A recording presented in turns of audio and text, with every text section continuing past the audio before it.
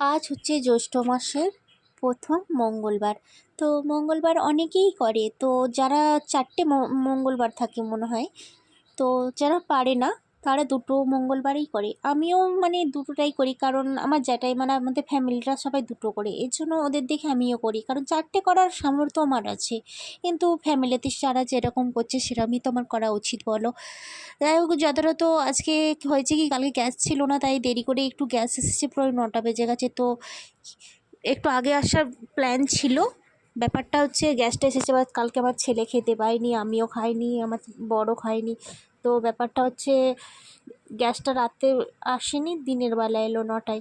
দিয়ে এসে একটু আলু ভাজা করলাম, দিয়ে ভাত চাপিয়ে দিলাম, দিয়ে এই বেলপাতা আম পাতা পাড়তে পাড়তে আমার 10:30 বেজে গেল। দিয়ে কাপড় চোপড় পরতে পরতে দেখি 11টা বেজে গেল। দিয়ে গেলাম, যাই হোক আজকে দুবার তিনবার করে পুজো হয় মঙ্গলবার, তো আমি জানি দেরি করেই ওই জন্য গেলাম।